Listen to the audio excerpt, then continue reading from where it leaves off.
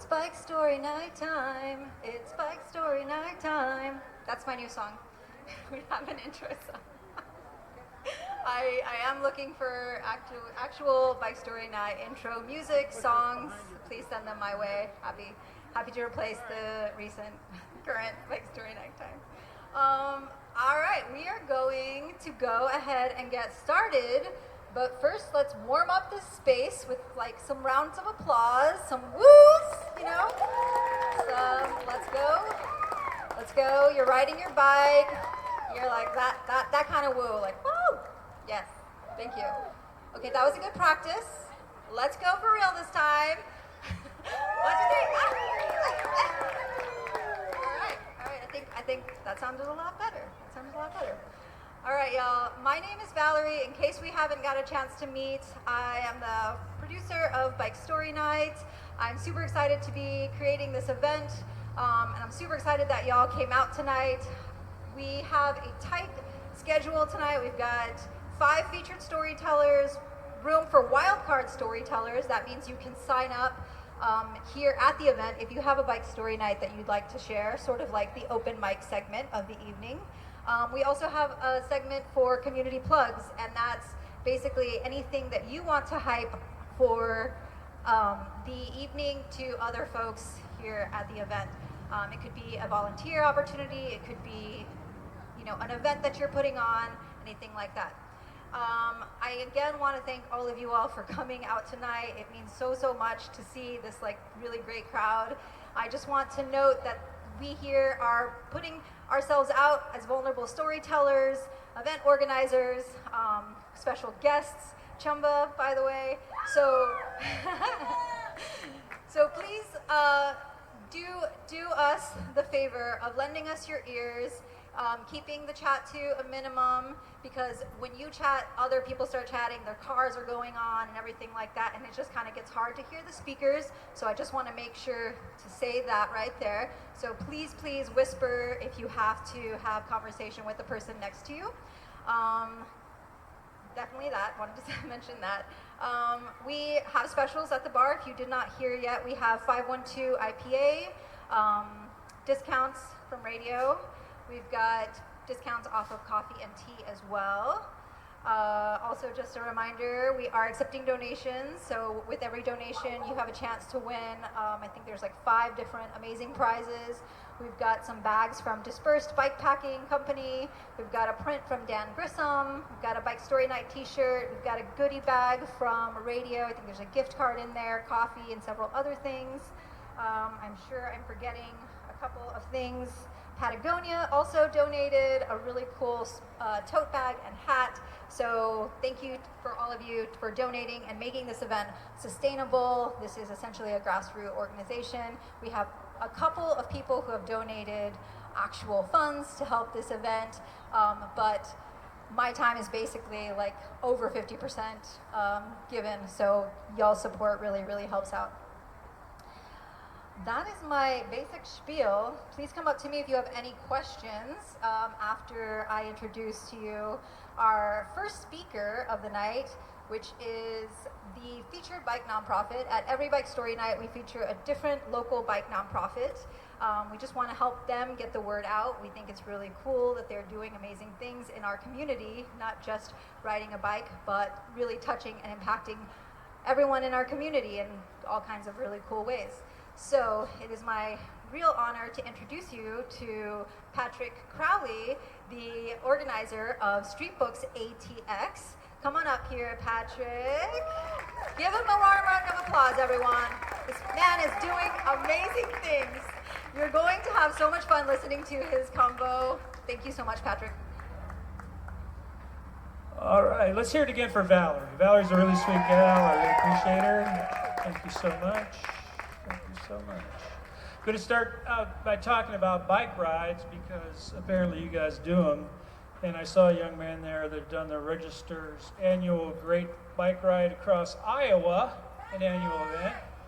I just got back from Portland, and in a slimmer state, I'd run the Seattle to Portland route a few times. Also the Seattle to Vancouver, British Columbia.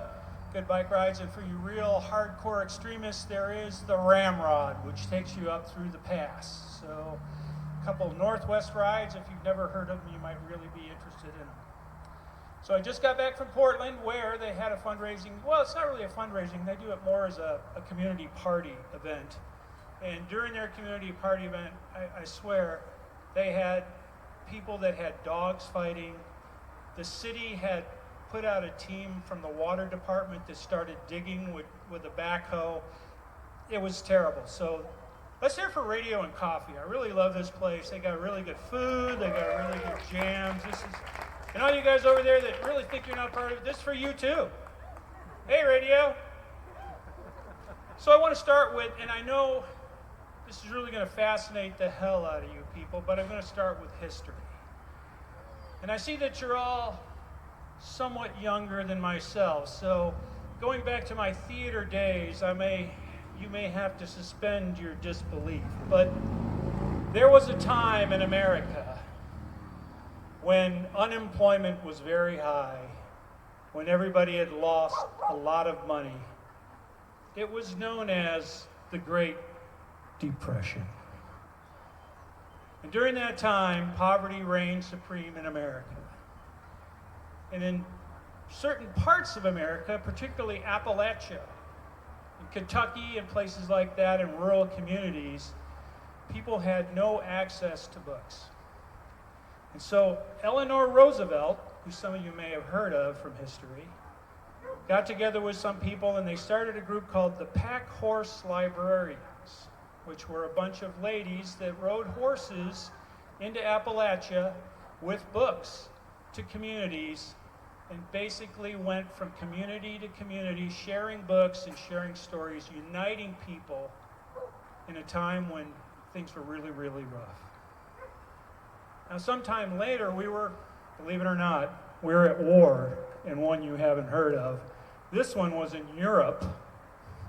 Trust me. Those Nazi guys, it was that war.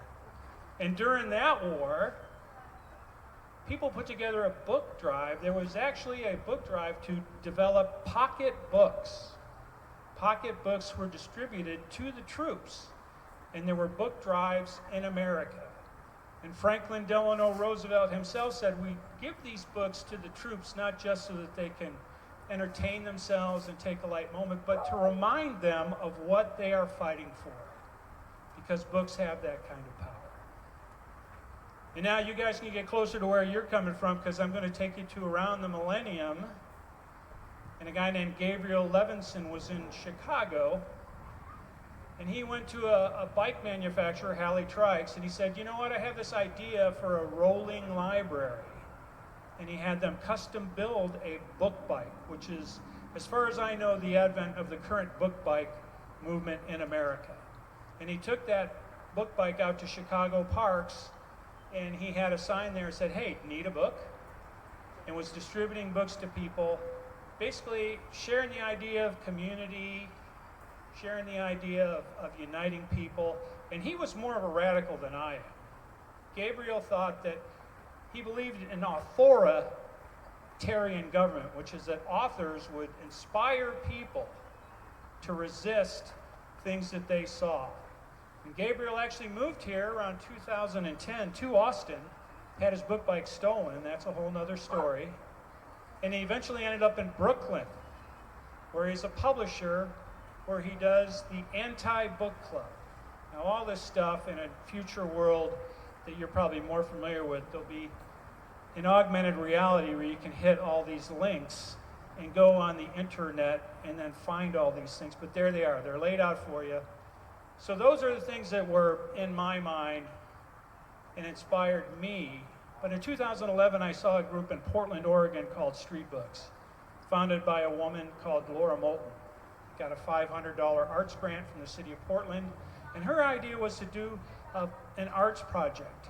She wanted to see people living on the street, and she would get to interact with them by giving them books. The thing started as an art project. However, over time, she realized that sharing of those books and that sense of community was something greater than that short time span that she'd envisioned for her project. And so Street Books in Portland, which is sort of my muse, Laura and Diana are my muse, still operates. It's been operating for 11 years. In 2006, I met them at a National Book Foundation event, said like, hey, what about taking that concept and I want to use Street Books and do it in Austin. And they kindly said, yeah, okay. They call me their sister library, but that's what I do. So, what I do is Street Books is a 501c3, registered with the IRS, micro-profit, no-profit organization. Depends on the community to operate. My biggest supporter so far has been South by Southwest, as far as cash donations, but the rest of it has come from my own pocket. All of the books, we have no budget to buy books. 100% of the books that are in the library are donated books. Now, I have a table here, and it's not to sell books, and it's not even to get donations, but if you feel so inclined, please do so. But people always ask, what is it that people on the street would ask for if you came up to them with the book bike?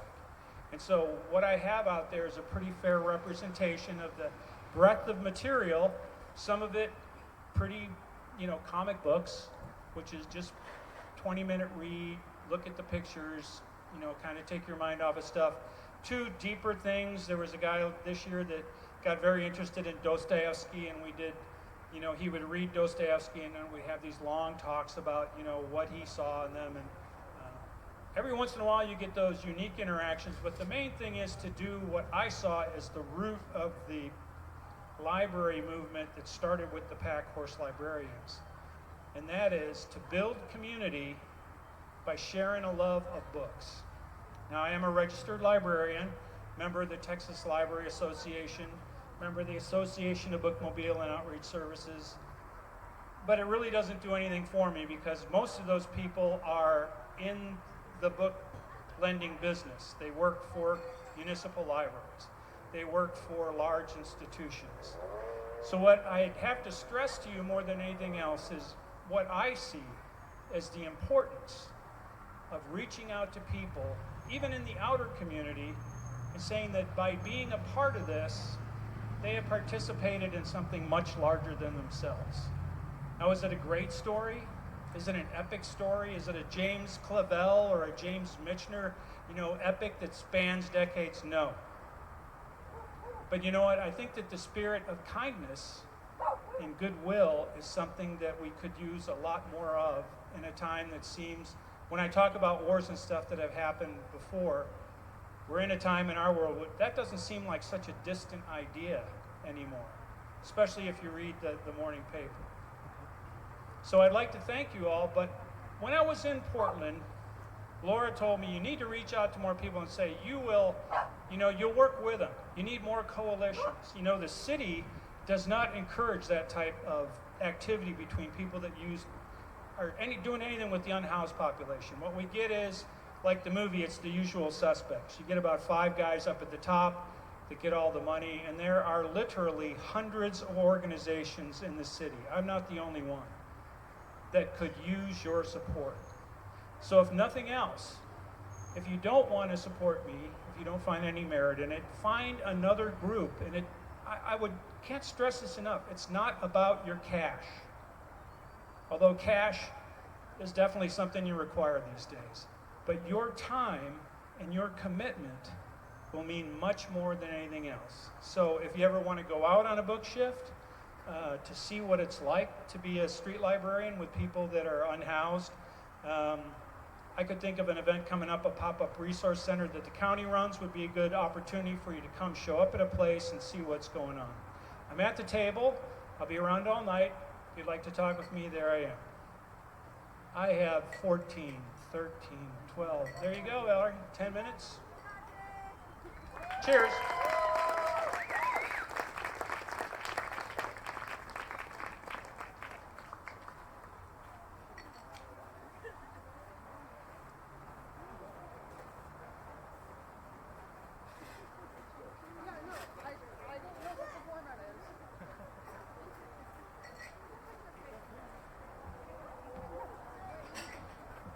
Hi everyone, I want to thank you all again for coming out. Give yourself a round of applause. My name's Andrea Tyrell. I was one of the former speakers for Bike Night last year. I'm so happy to see the event growing, see so many new faces, see so many people that are excited to share stories, listen to stories, and ride bikes. So good job to y'all. We're often told it's not the journey, it's not the destination, it's the journey. And so our next speaker is going to be Lena Moser. She's going to tell us about a trip that she took with her younger brother through the Pacific Coast Highway and what they learned on that adventure together. So let's let up for Lena.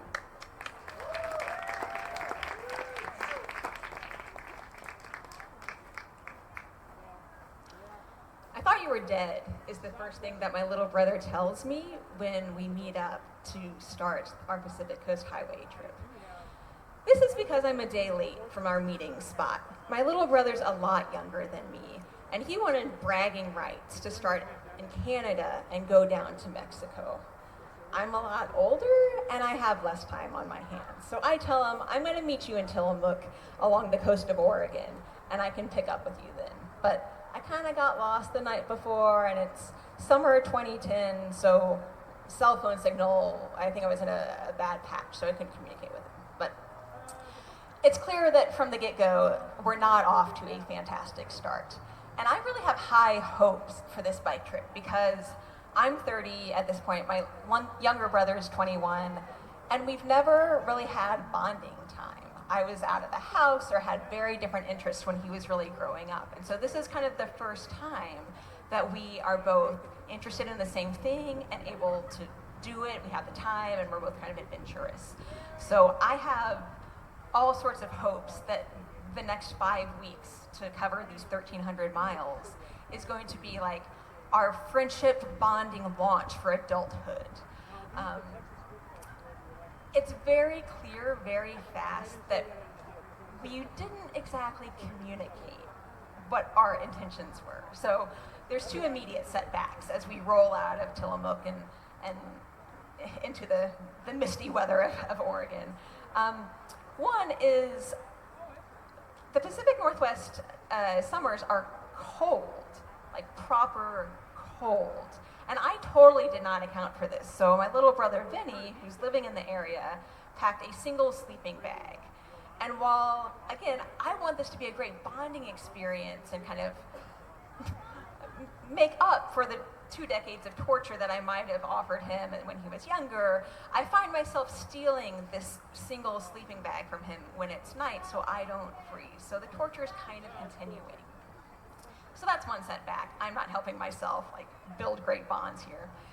The second setback is that he does not want to bond. He has one goal in mind, and that is to get to Tijuana as fast as possible. He doesn't want to talk to me. He's a stronger rider anyways. He's navigating. And so the reality is it's just a game of trying to catch up with him. And he will stop for food and to sleep. But that's about it. And so as just mind blown as I am to see opportunities to go sand sledding or these beautiful evergreen hikes or even banana slug roadkill, he does not give a shit at all and will not stop. And if I just can't keep up with him, well, that's tough for me. So, I'm kind of heartbroken about this. However, there's another companion here, and that's my bike. And my bike is a beautiful twilight blue Surly long haul trekker that had been bike nabbed about a year before and had recently been returned to me. And this is her namesake trip. This is when we're really gonna get to know each other because we're together for 5 weeks and I'm relying on her for a lot. And so I think, okay, my little brother Vinny doesn't want to talk to me. I'm gonna get to know this bike. And by the end of this trip, I want a name that really encapsulates all the personality and some of the adventures that we've had on this.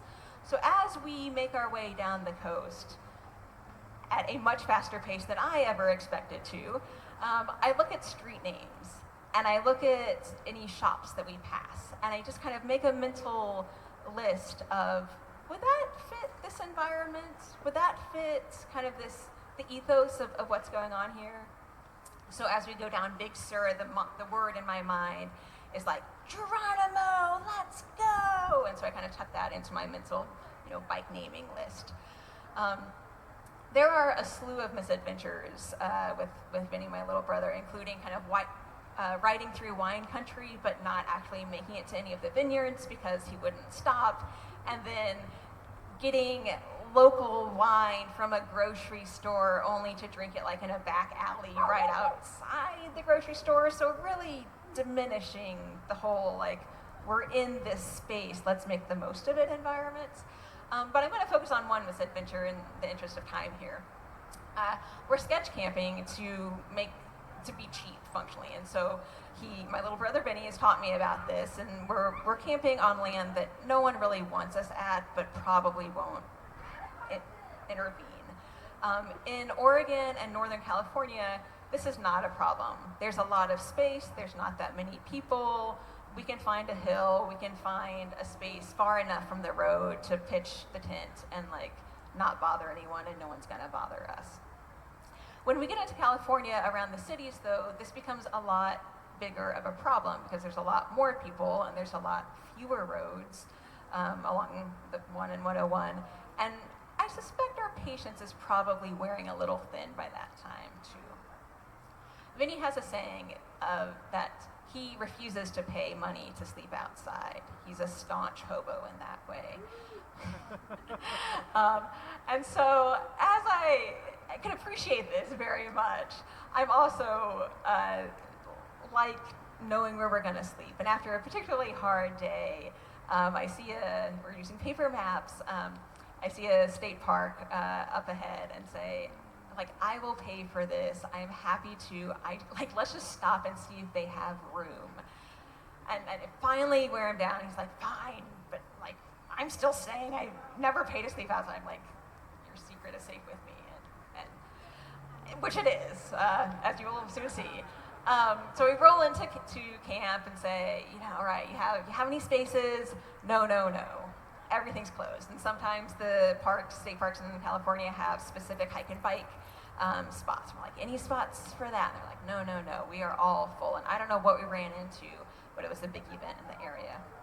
So no spots. Defeated, very defeated. Vinny navigates out back to the main road and kind of turns off. And I'm thinking, I don't know how much farther we're gonna get. The sun is set. I'm pretty pooped. He's the stronger rider, but he seems pretty exhausted and cranky too. And pretty readily, within 7 minutes, we haven't really gotten out of the park, he makes a U-turn into a parking lot. Okay, I'm gonna follow him. I'm like, what do you see? He's like, over here on the brush. I bet we could camp in here. As we're walking in, there's all sorts of signs that are like, no trespassing, state park area, no overnight camping. And I'm like, you see this? And he's like, we're gonna be fine. So we roll our bikes in and we start unpacking our gear. And as we're unpacking our gear, there's a sound that I think could be one of three things. It could be a person with a dog just out for a walk, even though it's a really weird place just for a person to go out for a walk with their dog. It could be rangers with a dog trying to sniff us out, which seems pretty reasonable given where we are and all of the posting of the signs saying we should not be there. Or it could be a bear. And any of these seem not really ideal. Or I should say, the majority of these things don't seem ideal. But my little brother is just cool as a cucumber and keeps kind of getting his pad out and getting set up for, probably has snacks out at that point too. So within a minute or two, the sound gets closer and closer, and two park rangers enter into our little, caved in. And as expected, shockingly, we're not supposed to be there. Oh, we had no idea. And they asked for our names and license. And without missing a beat, my little brother, who I clearly I don't know very well at this point, just lies through his teeth and gives them a false name and says, oh, I'm not carrying a license, even though that is not true. His license is definitely on him. And I have a flash of I don't know what I'm going to do. This trip was supposed to be fun and bonding, and right in this moment, it is neither of these things. I'm seeing like catastrophes happen. I'm a teacher in Austin at the time, and I'm like, if I get in trouble in California, am I going to have to like resign from teaching in Texas? And is this going to go on my permanent record? And I don't know what to do. However, I do know that I'm in this trip together with him. And so he's set the pace, he's navigating, and he's also lying through his teeth to these rangers. And so I follow his lead and also give a pseudo name and say, no, we don't have our licenses at all. Even though inside I am sweating and nervous and like, have I just really shot myself in the foot here? Like, are our parents gonna get a call at 3 a.m. being like, we need you to come to California and like bail out your 2 children? Oh. So the park rangers say, okay, well, we're gonna go run your names through our system, stay right here. Also, where you're at, that might be Poison Oak, so, just take mind of that. And they walk off, and I am really stressed out, of course. And my little brother, again, cool as a cucumber, he's like, nothing's gonna happen. Don't worry about it, nothing's gonna happen. We're not big fish, like they just want us gone. They're gonna go make us sweat for a little bit, they're gonna come back, and they're gonna say, we didn't find anything on you because we gave them fake names, and they're going to escort us out, and we're gonna find another place to sleep, which is exactly what happened. I certainly got a fair adrenaline rush from having that experience, so we rode for about another 90 minutes and found a sketch place on some agricultural land there. So eventually we made our way to San Diego. This was about a week ahead of time because of Vinny's like hell-bentness of like, must get to the end. And it's clear that, as we had to kind of part 2 of the park night, as we were riding underneath the stars, I was thinking Neptune was kind of one of the words that was going through my mind of like, we're doing a lot of night riding on this trip, and how Neptune seemed to be kind of a word that would fit my bike, but also fit the theme of that experience. So we're hundreds of miles down the road in San Diego, and we are both like victorious and also kind of relieved. We get to get away from each other for a little bit or ahead of time. And I'm thinking kind of what I've learned from this series of misadventures with Vinny. And I've learned, one, I was just like him when I was 21. I was so goal-oriented and so like, just get to the end. Don't look left, don't look right, don't enjoy the process. And so I can't fault him, but it was a bit like writing with my younger self and how grateful I was for those intervening 9 years where I was like, I'd kind of like to look left and right and enjoy the process as a whole, because if I don't enjoy the whole process, I might not enjoy the actual destination either.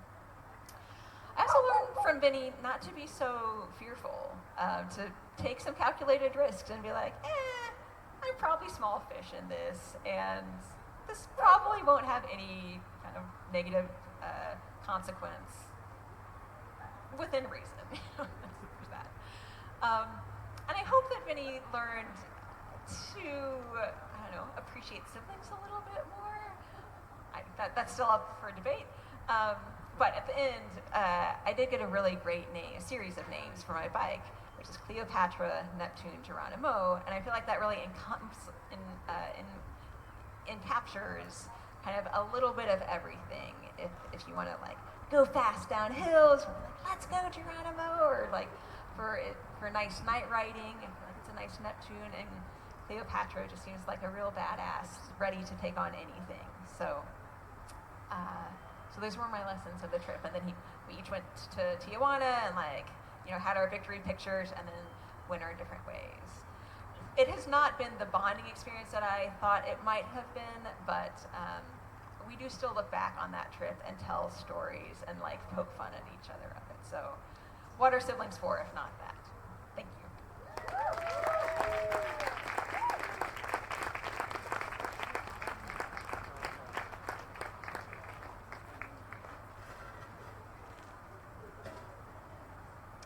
Okay, so now y'all have a better idea of what Bike Story Night is about if you haven't been here before.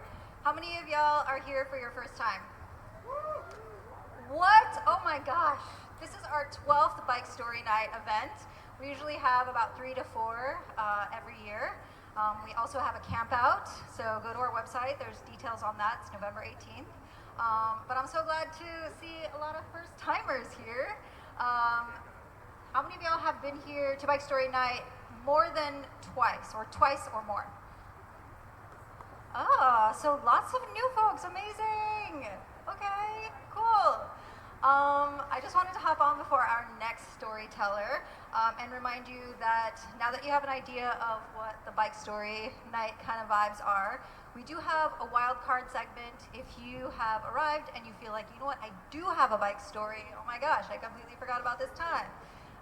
We have a submission form at check-in with Chris over here and Letta.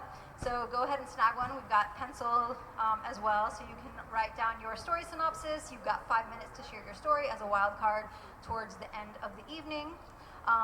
So we'll have another 2 more featured storytellers, and then we will go into intermission, just as a reminder for y'all.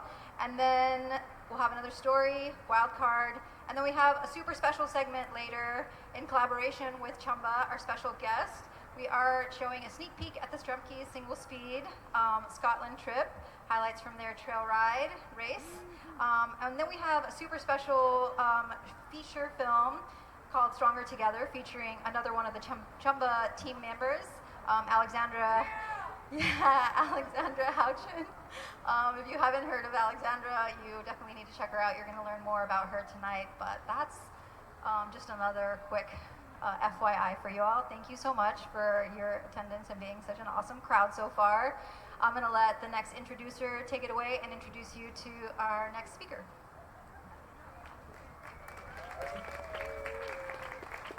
Hey everybody, my name is Eric. Give it up for Valerie and all the volunteers that make such an event go on. Absolutely. So, I'm a Sagittarius, and as such, I have a sense of adventure, they say, and I consider myself a traveler. Who here also considers themselves kind of like an adventurer and a traveler? Raise your hand.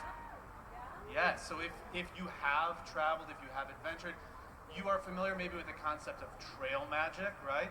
Where like, even if kind of weird and unlikely and unfortunate situations happen, sometimes serendipitous events happen as a result, right? And that's the beauty of the experience. And our next speaker, our next bike storyteller, Adam Greenfield, is going to be sharing with you a series of maybe unfortunate events and serendipitous conclusions. So let's give it up for Adam. Adam, come on up.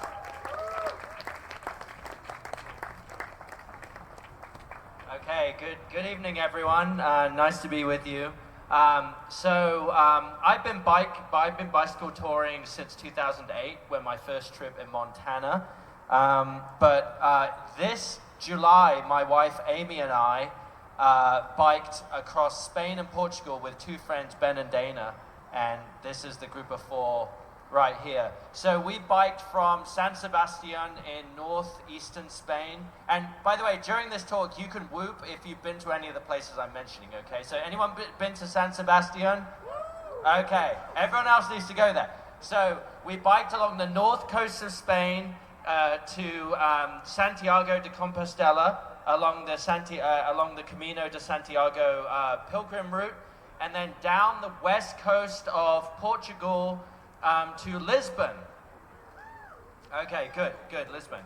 But my talk is not about that amazing 800-mile bike trip with these 3 other wonderful people. It's about what happened after the bike trip, and a series of unfortunate events that was as disturbing at the time as it is comical after, okay? So after we got to Lisbon, my wife Amy and I went to Barcelona for 5 days. At the end of the 5 days, Amy went deeper into Spain for something else, and the plan is that I was going to get the bus from Barcelona to Toulouse in France, and then Toulouse in France to Saint-Malo on the north coast of France, and then get a ferry to Guernsey, which is the island I'm originally from, and then fly back to Austin. So on... Anyone been to Austin here? Okay. All right.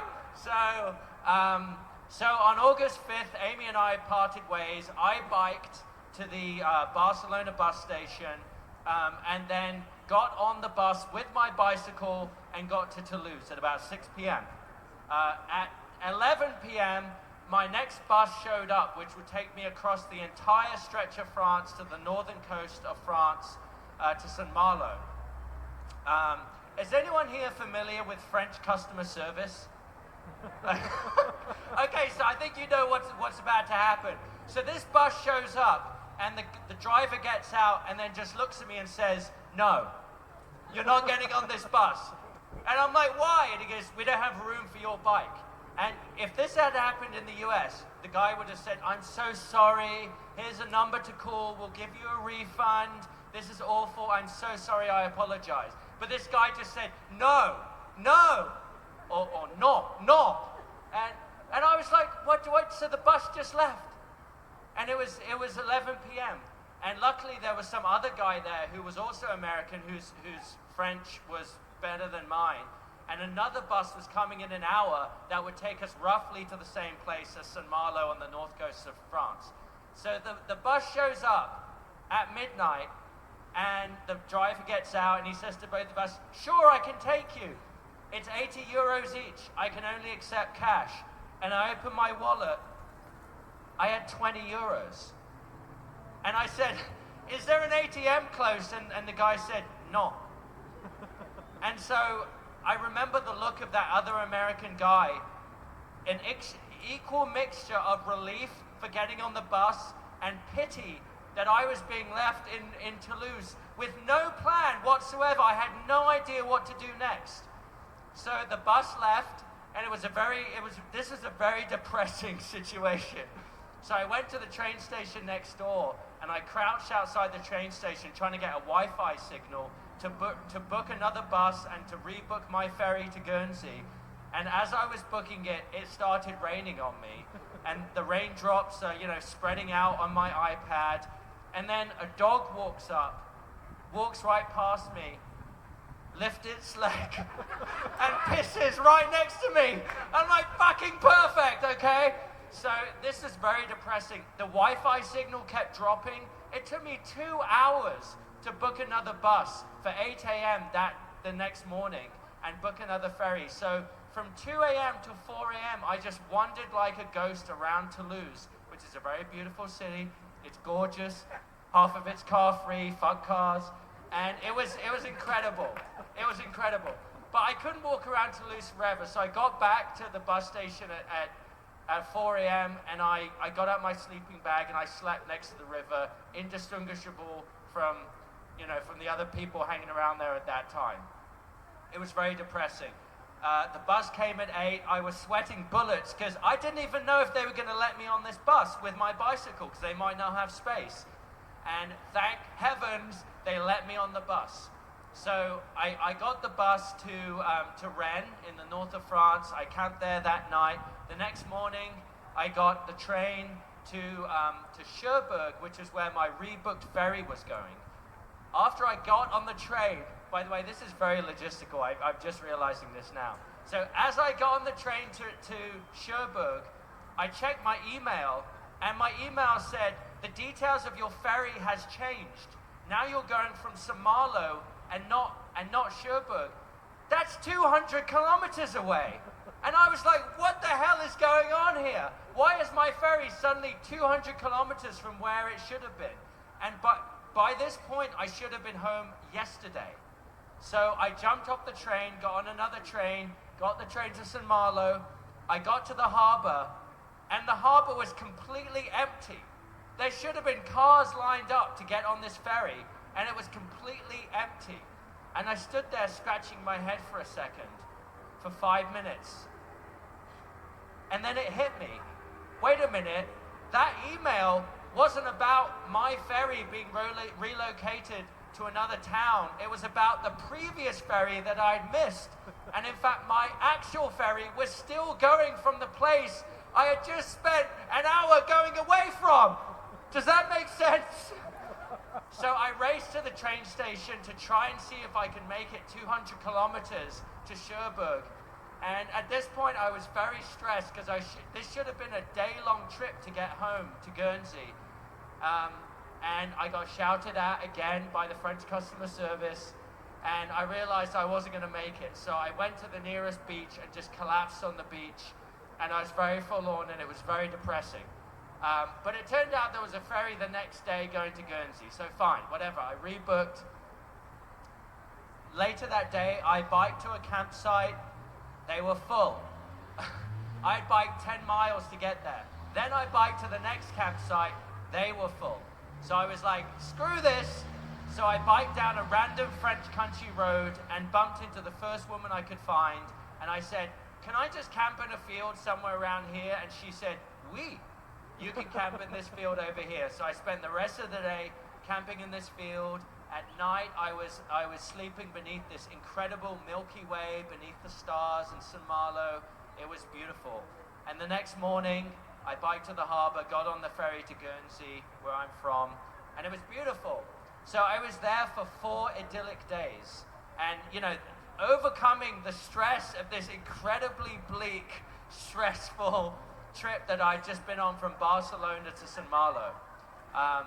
A couple of days before I was meant to fly to London and then on to Austin, I started to get really nervous that my flight connections were too tight because I was going to have to fly to Gatwick and then get the bus from Gatwick to Heathrow and then fly from Heathrow to Austin. And so I decided to fly out the night before instead of that morning and just sleep on a chair in Heathrow Airport. Has anyone slept at airports before? Yeah, it's the best experience ever. It's so great. So I got the bus from Gatwick to Heathrow with my bike in a box, put my feet up on my bike box, slept overnight.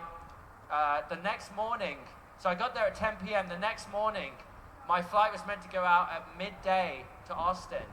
And I went up at 9 a.m. To the baggage to check in my bicycle. And the woman said, "You're at the wrong terminal." And I said, "But my ticket says I'm meant to be at Terminal 3. And she said, "No, I'm sorry. You're right, but it's actually Terminal 5. And then she said words that put chills in my heart. "And you should go right now." So I had been sleeping at this airport for 12 hours just to avoid this very situation. So I was then sweating bullets instantly, racing my bike in its box across the airport, getting on the air train, getting to baggage, and then baggage check-in seemed to take forever because every single person in front of me seemed to take 15 minutes with the ticket agent, you know, on the phone. I'm like, "What are you on the phone about? Just check in the bloody bag." So it was very stressful. So I was running across the airport trying to get to my plane in time. And I got there, I should have been there hours early, but I got there just as people were starting to file on the plane to go to Austin. And I got on the plane, and the plane flew to Austin. And when I put together my bike, and the bike doors opened on August 26th, onto 105-degree air. I don't think I've ever felt so relieved to feel 105 degrees. Thank you. So the end of this story actually, I think happened a few days before. That night that I was sleeping in St. Malo underneath the starry sky, I was laying there in my sleeping bag. I didn't have a tent because my wife had taken the tent. And I looked up at the stars and I was thinking about this mistake I had made getting on the wrong train going to the wrong place in France. And thinking like, how could you be so stupid? You know, any of my friends that I biked across Spain with wouldn't have made that mistake.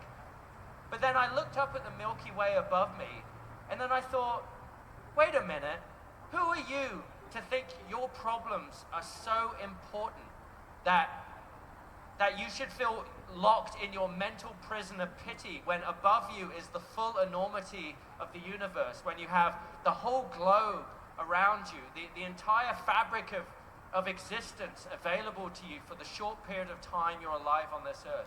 Get over yourself. So that, that whole traumatic 4 days taught me that one lesson. Just get over it and enjoy life, because life is short. Thank you.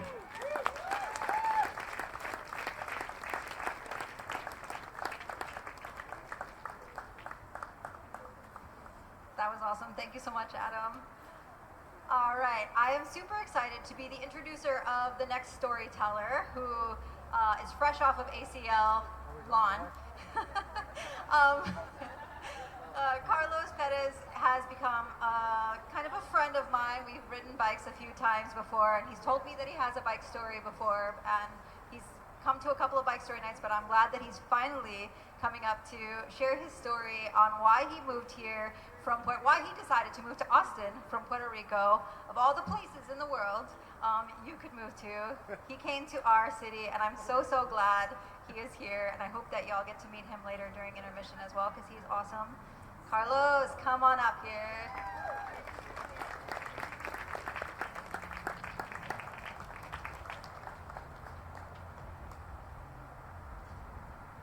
Too much. Hi, evening. I do have to say, when we rolled up, I was not expecting so many beautiful faces here. This is kind of shocking. And I'm a little bit scared, but it's fine. Yeah. So don't worry, I'm not gonna tinkle, it'll be fine. So yes, as Valerie mentioned, yes, my wife and I, we are from Puerto Rico. And actually, the island of enchantment. And the story is directly correlated with her as well. One thing that it was not mentioned is my wife and I were both educators. So we worked in Puerto Rico as educators, as teachers, and honestly, just like anywhere else, we were poor. So we were thought we should definitely go somewhere else where we can make a little bit more money, but still be poor. So that's why we were thinking about moving to the United States. Mind you, since we do have U.S. citizenships, we're like, well, we can milk it, right? So we went to a bunch of different recruiting situations, and then we started going to a couple for Texas. One of the reasons that we were thinking about Texas is because it's very convenient to fly in and out of the island to Texas. You can get a direct flight from Houston into Dallas, and we have old family at home. The old people are not getting any younger. We gotta make sure that we're in an area where we're kind of flexible to be close to them. And so we went to a bunch of different job fairs, and the same situation kept occurring. She would get the job offer, I wouldn't get the job offer. I would get it, she would not get it. And we were like, well, let's see what happens. We went to this one specific job fair, for Houston. And then we both got offered the job at Houston. Then we went to another job fair for Austin. And in Austin, straight up the HR lady told us, well, if you come, I can hook you up. So we're like, okay, so I guess that's a job. Sure. So my loving an amazing wife, and I do have to put all these great adjectives. She started cycling because I am very big on cycling. I started riding my bike with, to have a connection with my father and my brothers and all that, because he's really into it, and even though that we're all a little bit on the non-aero side, we definitely enjoy riding together, and it's a family thing. So Maria, she started riding with me in Puerto Rico, and I remember this one day, I was like, let's go hang out, let's go to this spot over here. It's a couple of miles, it's not that much, I swear you're gonna love it. Obviously, she was cussing me out the whole fucking way. She's like, fucking hate you. Yeah, see? Yeah, she remembers. So we stop at this one spot, and we're having a beer, we're having a good time. And we see this other person roll up, which, mind you, seeing people actually commuting in Puerto Rico is very, very seldom. It's not like here that you have this really awesome, vibrant scene. So we were sitting there and I see this person come up and I was like, it's a bike buddy. Hey, bike buddy, why don't you sit with us? I swear we're cool, we're not creepers. So this bike buddy sits with us and we start talking. Turns out she's a professor at the University of Puerto Rico. She was teaching sociology, or she is, I guess. I don't know if she's still alive. I hope she is. She was a sociology professor and we started, shooting the shit. And then we got to what I introduced prior. We had this situation, this conundrum. We are between Austin and Houston. What do you think? What is your input, since she already told us that she was from the United States? Deadpan. Looked at us like, why the fuck would you move to Houston? And I'm like, that sounds very interesting. I was like, have you been to Houston? I used to live in Houston. Lived here for a year, moved away. Horrible. And then she just kept on checking off all the things about Austin. Austin has great cycling infrastructure. Okay, cool. I like to ride. It's amazing for outdoors, and yada yada. She keeps like ticking off things and all that. And the other thing is that, as Valerie mentioned earlier, and as you may kind of see over here, my wife and I are really into music. Like I used to be a musician because I haven't played my guitar in many, many years, so I say used to. And my wife and I, we enjoy going to watch bands. So that was definitely one of the other things that was like an awesome selling point. And she's like, and the shows. If you don't know, the shows. And I'm like, okay. So, long story short, this random person that we met having a beer, who is also a professor, who lived in both places, was basically saying, if you want to be happy, and you want to not fucking hate yourself for your poor choices, then you should move to Austin. So that's what we did. It's been, at this point, 8 years. We're going on 9. Actually, and that's the funny. I don't remember how many years, but I remember when we moved here. We moved here June 27th. That was the first time that I got on a plane. I saw us like leave the island, and I straight up got like a little tear going down. It's like, oh, I am gonna miss it. And I don't. I miss family, I miss friends. But there's so many other things that we have gained. We've gained community, we've gained experience, we've gained some money, it's not that much. We've gained our lovely little pooch that I think you saw in a picture over here, Albizu, which we absolutely love. And we've gained experiences, and this is one of the experiences that I can definitely talk about, that I got in front of a bunch of people and be like, talk about how I got here. It's like, let me tell you what I did last Sunday. Little did you know. The funny thing is that I do this every day. I do it in front of children, and I don't care if I'm in front of kids, but a bunch of adults is like, oh my God, this is gross. No, not at all. But hey, before I bounce off, let's give Valerie a big round of applause for organizing all this. Oh.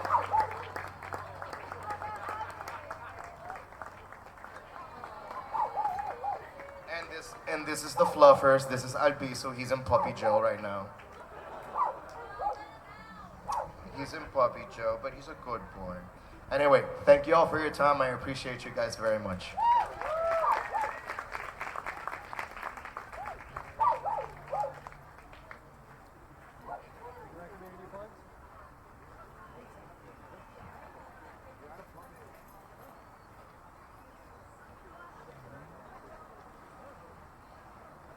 Robert Bowler?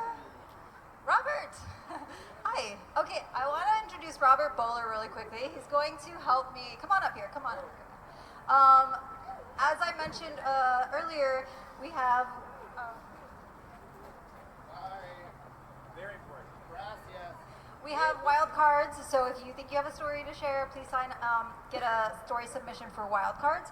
But we also have community plugs. That's where you can plug something that's important to you that you want to share with this community. It doesn't have to be specifically about bikes. It can be about cupcakes or cute puppies, adoption, volunteer stuff, not just random. But Robert actually has something, and I thought I'd bring him up here to share an example of a community plug. So you have 30 seconds for your community plug, and then it goes to the next person. So later on in the evening, we'll have community plugs again. You'll line up, and we'll like knock out the community plugs. They're kind of like commercials in a sense. You ready? Got this? Yes. Okay, 30 seconds, go. Great, I prepared for a minute and 30 seconds, so we'll see how this goes. Hi, I'm Roberts. I am with Rethink 35. There's a couple of us down here. I see we have fans, that's great. Rethink 35 is a volunteer nonprofit organization opposing the planned expansion of the Austin I-35 portion of the highway and pushing for more humane, equitable, and effective mobility in its place. Without opposition, in the spring of next year, TxDOT is going to widen what is now 12 lanes to 22 over the course of 10 years.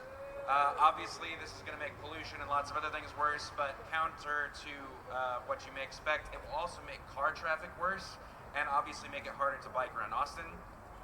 I have one specific ask for you tonight, but I have one big event to plug. We've been told by county leaders that some of them may agree with us, but it doesn't matter because there's not a big enough presence. There's not enough people who disagree with this visibly, and they should be careful what they wish for. On November 5th, we are going to co-host a major rally with other nonprofits at the historic Palm School. It's at Cesar Chavez and 35. To make this very clear, we're aiming for 2,000 or more people, which would make this the largest freeway fighting rally in the history of the world, and tell them that we want an Austin that is not more pavement, we want an Austin that is made for more people. Come make history with us. We will be down here with signs and swag and petition that you can sign as well.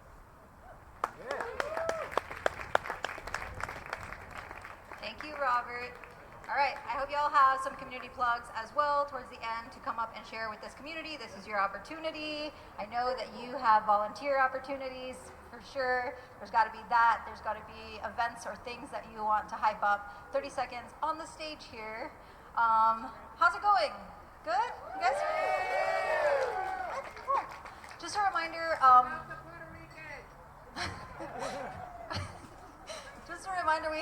radio has $5 512 IPAs and 15% off drinks, coffee and tea, beverages, and I say that because it's about time for intermission and mix and mingle time. So be sure to hang out, say hi to your friends, but also say hi to the new folks. New folks, raise your hand. Who's new? New folks. All these new folks. Look at that. Say hello to these new folks. Accidentally bump into them. You can do it. All right. We'll see you in 10 minutes exactly. Okay. Break. I hope you got a chance to chat up with Chumba and Vince and the team over here. Dan is there. I see people still chatting with him. We're going to do the first raffle giveaway. So I hope you have your raffle tickets handy. Bust them out. Get ready. Memorize your number. Get ready to scream bingo. No, don't scream bingo. Yeah, so I'm super excited for these first prizes. We have several more amazing prizes after this, just before we show the feature films later. So our first prize is this amazing print. Hope you all can see this. I don't know if I can here. This amazing prize. This is from Dangrissom. Biscuit Press is his company name. He designed all of the really cool, the radio logo, the cool mural that's on the side over here. He's an amazing artist, super nice. Thankfully, he donated this to our raffle. So, I guess I need the raffle tickets, Chris. Sorry. Okay, here we go. Thank you, volunteers for the win. Thank you. Thank you, everyone, for donating. I appreciate you. Your donations really, truly make Bike Story Night sustainable and continue to grow. All right, drum roll.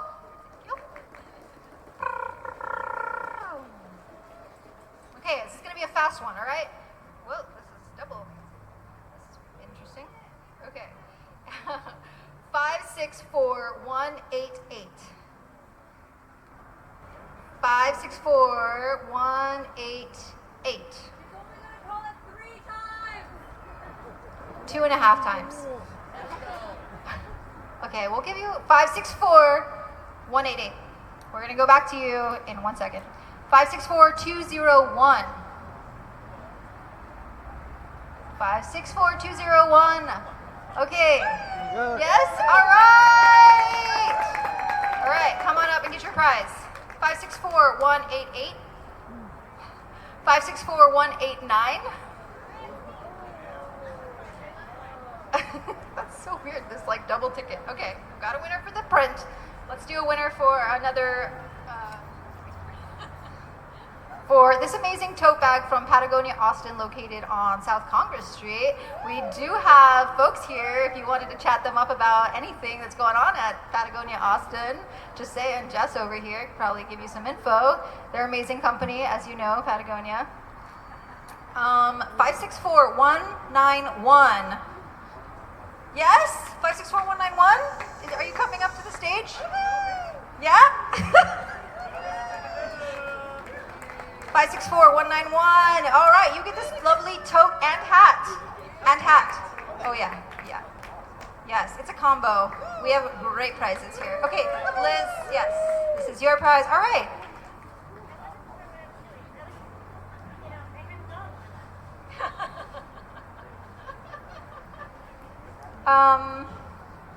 This is embarrassing. Okay, that's all we have for prizes for now. We have another storyteller coming up. Introducer, are you here to introduce the next storyteller? I don't have my reference sheet and I don't have this memorized. Who is our next? We have an introducer? Do we have Vince? Vince, thank you. Come on. Hey everybody, I'm Vince. I am excited to introduce the next storyteller, Derek Hansen. He is a local trail builder, a mountain bike instructor, and volunteer, and probably much more than I know, at a Gisela Foundation. And he's going to tell us a pretty exciting story about meeting people and building community through trail building, and some experiences that kind of spawned from that experience.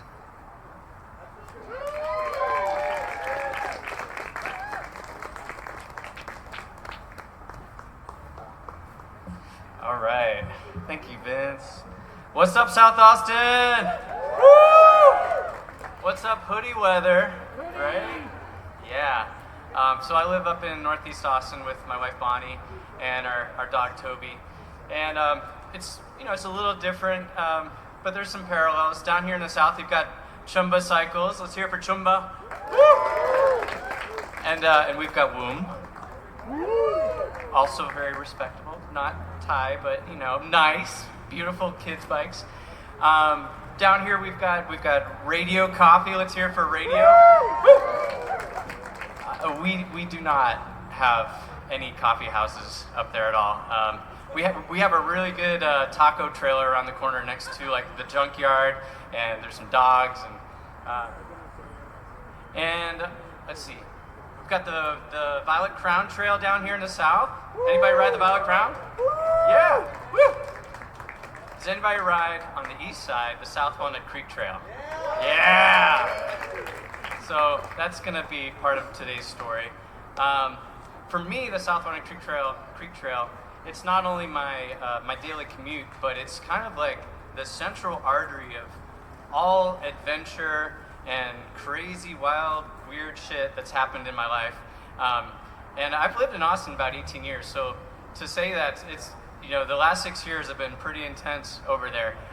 Today's story I'm gonna tell is a just barely pre-COVID story. It happened like on the night before COVID. So around that time, so March 2020, a couple things happened. First of all, I had just gone to vote, really excited, rode my bike, and with patriotic fervor down Shady Lane, I swerved and crashed into a chain link fence and broke my finger. Not just broke it, but like just mutilated my finger. It was like sticking out this direction. And so I was slated for surgery. I was gonna be off the bike for about a month, and I figured it was time to start exploring the woods and seeing what else was up there around Loyola in that area. around that same time, I'd been riding in the woods, and I met this guy named Robert Cannon. Robert Cannon, like his last name was like the foreshadowing of this story. So Robert Cannon is this retired guy. I'm pretty sure he was like the first white guy to move to Northeast Colony Park in the 1970s. He was a grad student at UT, just dirt poor, and he moved out there, and ever since he's been riding his dirt bikes, or now he's got an electric dirt bike. And this guy, he's retired, and he just spends his time riding around through the ditches and the gullies on his electric bike, hanging out, smoking weed, and practicing with his slingshot. So I run into this guy in the woods, and he's like, hey, there's a lot of trails out here, and I'd like to show you some things. And I'm like, sure, yeah, I've built some trails around town. I'd love to check it out. And of course, next week I break my hand. But we're looking at this one area, and it's one of my favorite places on the east side. So there's a ditch we call the Love Ditch, and it's so massive that you can actually see it from satellite imagery. Like the graphics, the graffiti on Google Earth is amazing, and it's about 30 feet deep. It just makes a giant bowl, and right close to that ditch, there's all of these little fingerlets and rivulets and sort of interesting places to explore in the dirt. And I said, let's build a bridge in this area. And with my broken hand and your, he's now no spring chicken, but we built this bridge. And as we're building this bridge out of a telephone pole and some other pieces of wood, he's like, hey, have you heard of something called a thunder mug? And I said, no, tell me more. And he says, so a thunder mug is basically it's a ceremonial cannon shot, but without the cannonball. So imagine just a big bowl of black gunpowder, and you light it on fire, and it explodes.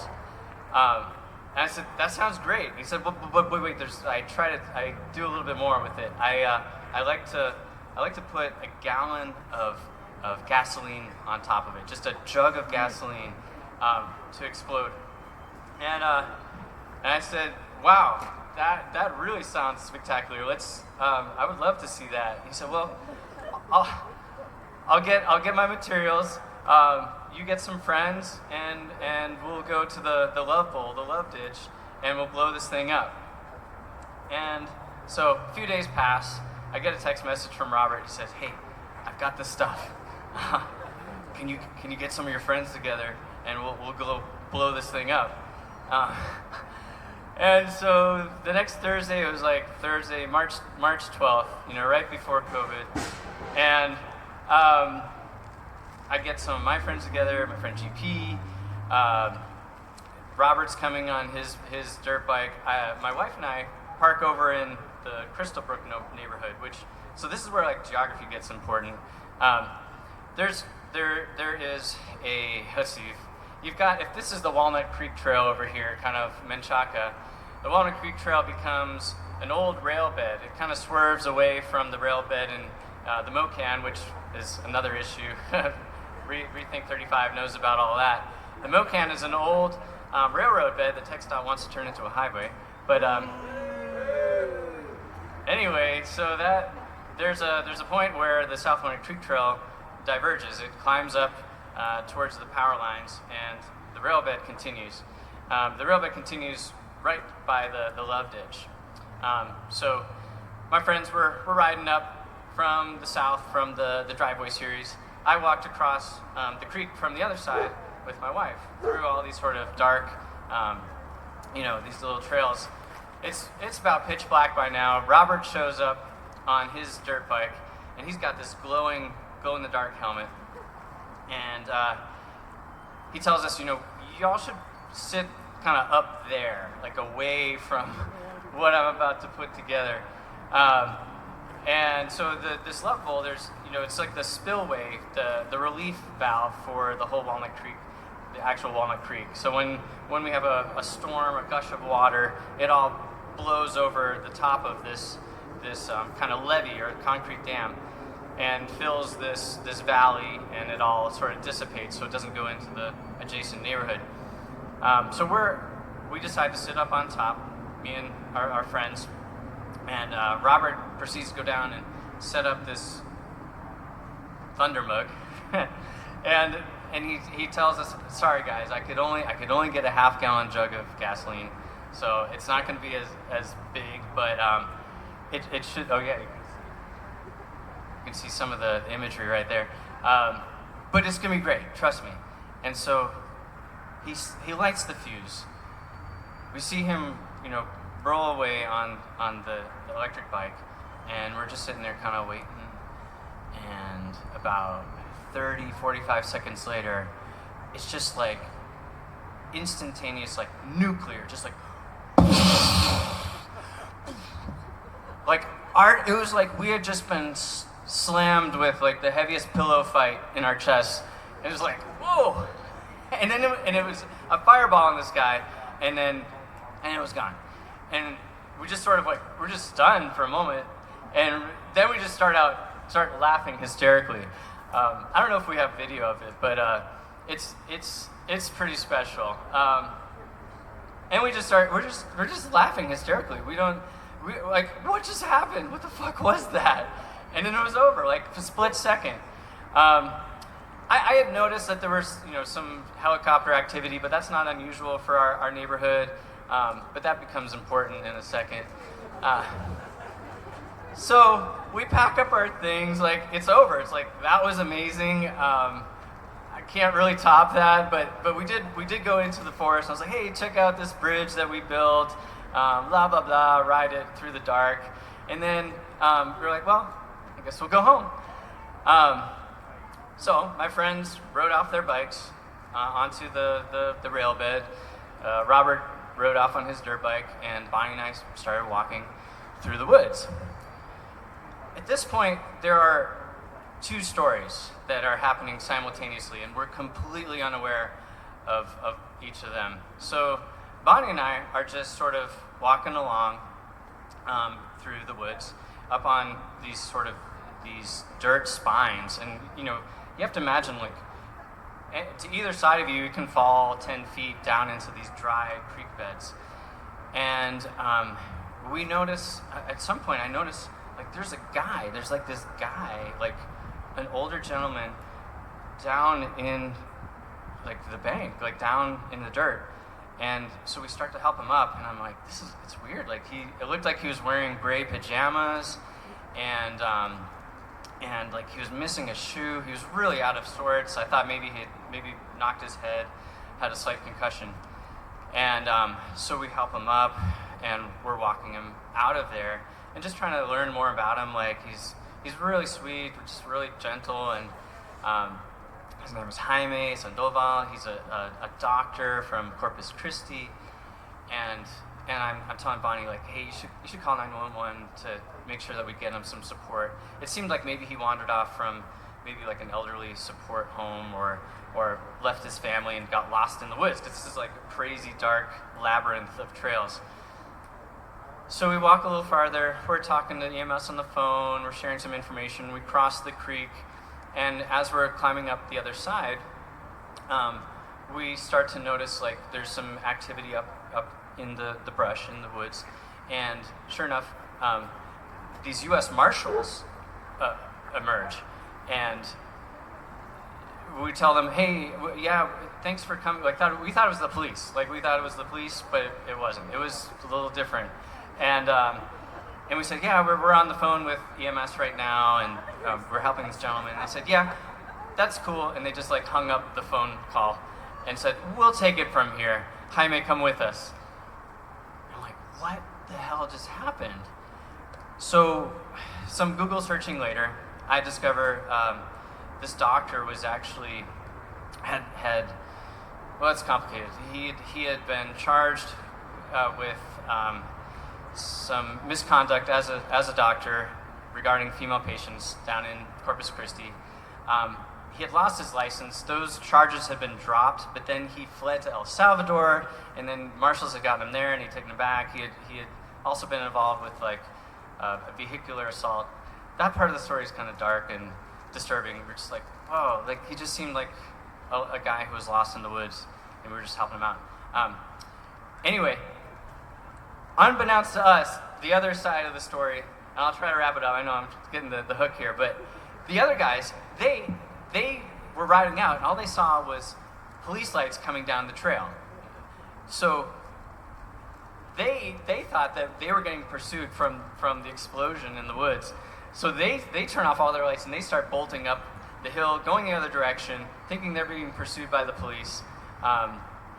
They hear helicopters overhead. They bolt up the power lines. They're riding down Johnny Morris to get the hell out of there.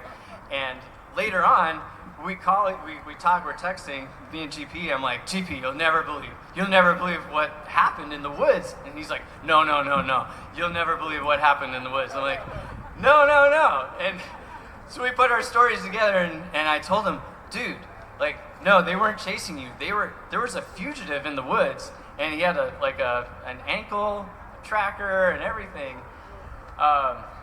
And that just, that just kind of blew our minds. Moral of this story, I don't know really moral, but it was a little immoral, but it's like if even when you think you're breaking the law, like somebody else is breaking it harder. Or it's just that you don't have to travel the world. I mean, I love adventure in the world too, but you don't have to travel very far to get some adventure right here in your backyard. So go out there and be adventurous.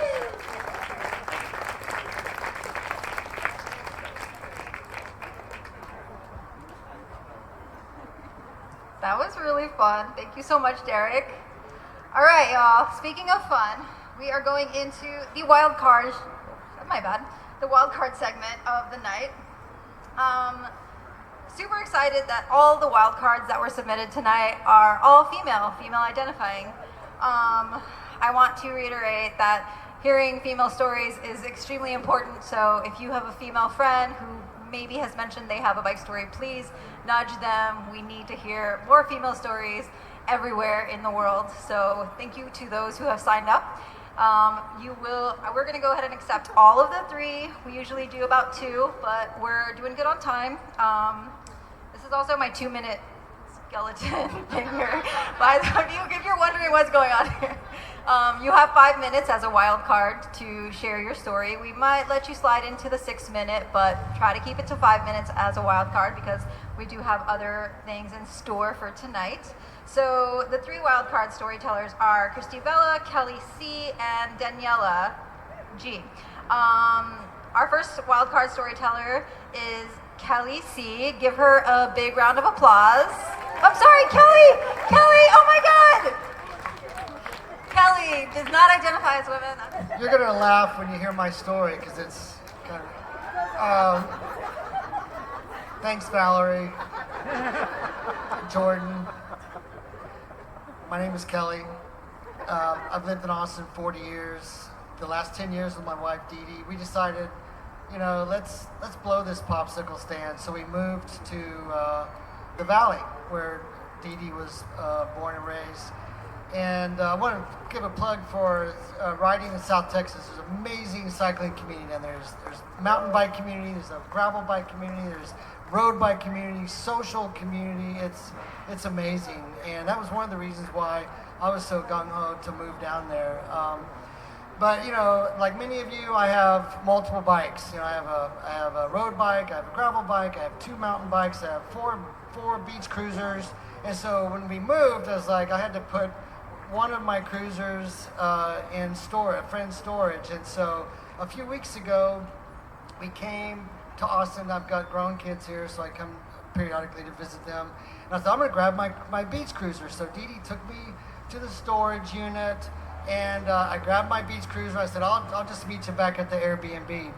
And so I'm riding along Town Lake.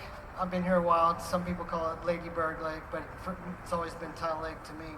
So I'm riding down Town Lake, and I thought, if I cut up South Congress, I got those hills. Normally, I don't avoid hills because it's a great workout, but on a beach cruiser, it's a little trying. So I thought, I'm going to go all the way to Pleasant Valley. So I jump off the Town Lake Trail, and I'm riding along Pleasant Valley, and I come up to the riverside. There's a light there, right? And I stop at the light, and I turn to my right, and there's a man assaulting a female. And he had like her head in his arm, and he was like banging up her against the wall. And I just yelled, "Hey!" And he said, "Mind your business." And I said, "You assaulting a female is now my business." He says, "It's a man." I said, "Well, she identifies as a female." And so she came and was clearly distressed, came and got behind me for protection, and the guy came up and just cold cocked me in the face. And it's like, and I was like, whoa! And he got on a bike and took off. And it's like, you motherfucker, you know. And so I got my phone out, and I'm like riding my bike, and I'm calling 911. And I guess somebody had already called 911 because the response was amazing. So, but I was like, okay, he just turned on Wickersham. And so I'm on the phone with the police, and I got to this bridge, and I noticed he had abandoned the bike. And so I got off my bike, and I went down under the bridge, and all I saw was just this old mattress, right? So I thought, fuck, he took off down the ravine. And so I came back up, and the police were already there, and I was like, you know, and they were taking pictures of my face and for evidence and taking my name and stuff. And then I look over, and the assailant is peeking out under the bridge. It's like told the cops, like, there he is. And so the cop pulls his gun out and goes down the ramp, right? And so I thought, I am not letting this guy get away again. And so I ran around to the other side. And it was kind of comical because like the policeman and I were met in the middle. It's like, where'd he go? And then I look over, and on the mattress, there was somebody laying under a sheet, like stretched it out, but their chest was pounding, right? And I said, "Hey, officer, I think that's the guy." And so it ended up being the guy that punched me in the face and assaulted the female. And so as the cops were putting the handcuffs, I just called him a motherfucker because it's like, you don't know who you're dealing with, man. That's my story.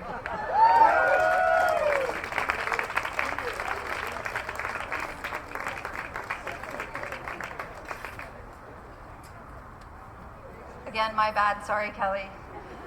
All right, our next wildcard storyteller, Christy Vela, come up and share a little bit about your bike story.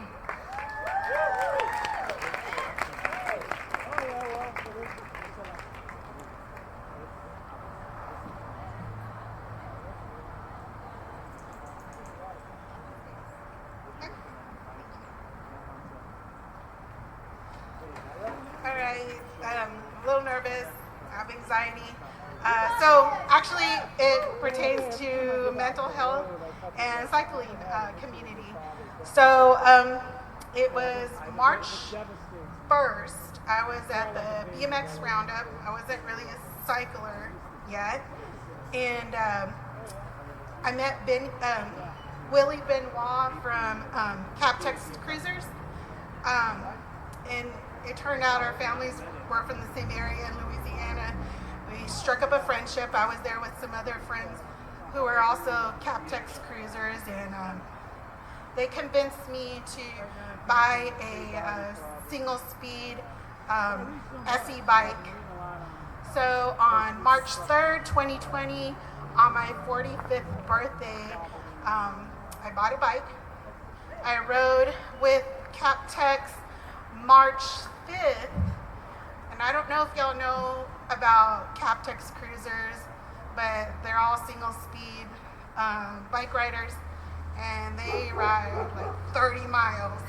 So I'm really new at cycling, so I didn't do very well. So I hung out as long as I could, and then I met Valerie March 8th, 2020. It was right before COVID, and that was my first ride. And she was so welcoming and so kind, and we struck up a friendship, and I started cycling with her, and then the rides stopped. Right before that, I was kind of in a deep depression. I really rarely leave my house for about 5 years. But at that time, I was like, okay, I'm gonna be 45. I need to kind of gather myself up. My kids are old enough to stay home by themselves now. So I was trying to do that for myself, but then COVID happened. So I was like, well, I guess I'm just gonna stay home again. But Valerie kept inviting me out. We did very small rides, maybe 4 or 5 people. And Captex kept inviting me. I started cycling with all the groups, just trying them all out. 512, Thursday night social rides. The one thing, I will disappear for periods of time. I will stay home for 4 months, 5 months, rarely leave my house. But the one thing is that my friends never give up on me. They always call me, invite me, encourage me, and drive me out of the house. So currently, right now, I think I've stayed home maybe 4 or 5 months. No, maybe 6 months now. So I said, okay, October, I'm taking my bike out, and I'm gonna start riding again. So I'm just hoping this sticks and I start showing up more. I do miss my friends, and I really appreciate their friendship, and I appreciate y'all still reaching out to me and inviting me, even though I'm kind of wishy-washy right now. But I hope to start seeing all of y'all very soon again, and thank you.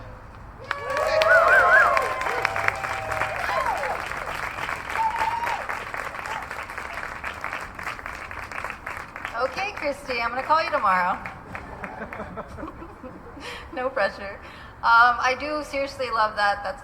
Thank you for sharing, Christy. These events mean so much to me, and I really hope that you had a chance to connect with your friends tonight if you haven't seen them in a while, and or make new friends. Building this community has meant so much to me, and I cannot thank you so much. Thank you to the volunteers. Thank you to Chumba for believing in me and agreeing to participate in this wild, crazy event, Bike Story Night. Seriously, thank you all so much. I love seeing you all, new and familiar faces. Thank you. All right, our next wild card storyteller is going to share some really cool things. I actually think I know a little bit about her story. Daniela, do you want to come up here and share more about the story, about the young and tandem love at Austin? Young love in tandem. All right, hi everyone. My name is Danielle, and I have nothing planned, but I'm just going to do this one on the fly. But this is a story about young love and tandem bikes at the Austin School for the Blind and Visually Impaired. But this story starts off a little bit before. I moved to Austin 2 years ago, and as a young professional who just got a new job in the city, I went on Craigslist and I tried to find a roommate, as one does, because it is not affordable here. So I went on Craigslist, and I've had various levels of success with the website, but this time I really lucked out. And I'm going to get a little emotional, I think, because I'm moving soon, but I found a really amazing roommate and an amazing friend, and her name is Jess, and she's here today. But for those that know Jess, she is one of the kindest, one of the best human beings that I've ever known. And I got to see this side of her that was so human and just like so inspiring, because as soon as I moved here, I knew no one, and we kind of became instant friends. And she invited me to come volunteer at the Austin School for the Blind and Visually Impaired. And I was so hooked immediately. I was like, that sounds amazing. This is so cool. So we went, and I immediately see her in her element. She is coordinating, she's talking to all the kids, and it's just really inspiring and fun. And how many people here have actually volunteered at the School for the Blind and Visually Impaired? Raise your hand. Yeah, there's a good number of people. It is a blast, and I immediately got hooked, because these kids, you never know what's going to come out of their mouths. They are funny, they are sassy. There's this one kid that's obsessed with airplanes, and he just talks about airplanes the entire time. You have to be comfortable with just being a little bit ridiculous and fun and silly, and that's what this volunteer night is about. And I really fell in love with this event. So I think it was maybe a couple weeks into volunteering for this event where they have a whole fleet of tandem bikes, and you go and you pilot the bikes, and the blind kids are in the back, and you ride around I think it's like East Austin somewhere, and you start to develop these relationships with the kids. And there was this one semester where I started biking around with this girl. Her name was Casey, and she was just a firecracker. She was running circles around everybody in her age group, and she was so smart. And she was in love with this guy named Kailu. And Kailu, I literally only ever heard him say a couple words. It was always, "Yes, my love," whenever he said anything to her. And they just had a really cute relationship that was just starting off. And maybe the second week that I rode with her, I could tell that something was different. Something was on her mind. And so we started biking around, and immediately she goes, "Do you have your phone on you?" And I said, "Yeah, I got my phone." And she goes, "Can you play Dave Matthews' Crash for me?" And I was like, "Absolutely, let's go." I don't know if anybody knows the lyrics to this song, but I'm gonna read a little. It starts off with, "You've got your ball, you've got your chain, tied to me tight, tie me up again." And it gets worse from there. There's a line about hiking up your skirt a little bit more. It's a really weird song. And this girl, she's probably like 10 years, not 10, she's like 14 years old. She wants me to play it on repeat for her. And she's singing the lyrics. I don't think, when we're that age, you don't really know what you're singing. And it's just like, she latched onto this song for some reason. And she made me play this over and over and over again. I was like, how did this song get stuck in your head? What's going on here, Casey? And she's like, "Well, I have a plan." And I was intrigued. I was so intrigued to be a part of this clandestine plan that she had.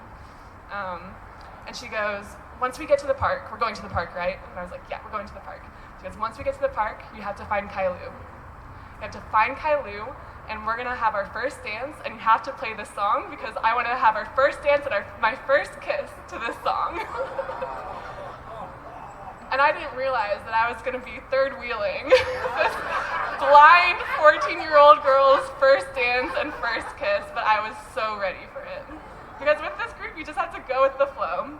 And we eventually get to the park, and she was like, "Where's Kailu? Where's Kailu?" And I spot him, and I grab his hand, and she tells us to go to a spot where they can dance. And I lead them over. I have both of their hands in my hands. And then I do the trade-off, and I pass Casey's hand into Kailu's hand, and they start dancing, and I'm just standing back playing Crash by Dave Matthews. Just like this, while these two kids were clumsily dancing together. And it was one of the most absurd, amazingly beautiful moments I've ever had in my entire life. And that's what you get with these kids. You never know what they're gonna do or what they're gonna say. And I always leave with a sense of gratitude and just how, it's one of the most amazing things that I think you can do to volunteer in Austin. And this is a plug for Lend Your Legs. It actually, it's going on tomorrow at 6:30? No, 6.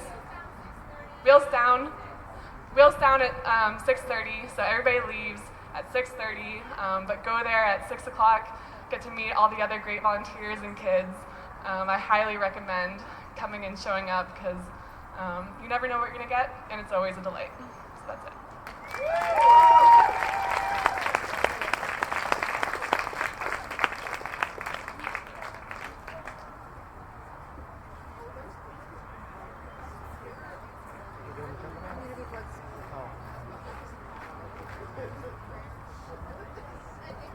That was beautiful. Thank you, Danielle. I'm going to have that song stuck in my head now a little bit, I think. At least I have a better imagination of the song. Okay, so if you have a community plug, we have space for about 3 or 4 community plugs. That's 30 seconds to plug whatever you want to plug. Come line up right here because it's going to go back to back to back if you have a community plug. Let's go, Patrick. Yes. All right, we've got 1. Is that another? Are these another more? Okay, yes. Conga line up here. All right. Yes, I love it. Come over here. All right. Patrick is our first community plug. 30 seconds to, share with the community. We have space for 1 or 2 more community plugs, so just FYI. Don't be shy. Come up here, share your passion or whatever you think this community needs to hear more of. All right, take it away, Patrick. Okay, some of you may have noticed the book bike is not here. But if you go to the Texas Book Festival, November 11th and 12th, the book bike is going to be there in the nonprofit section. Secondly, the book bike is not too far from the Palm School, so I can be at your event and would be happy to join with you guys. And prior to that, it is going to be the Dia de los Muertos parade for any of you that are into celebrating the Day of the Dead. Valerie even said she may come. My friends that have the art bikes will probably be there, but get in your best Dia de los Muertos attire and come ride.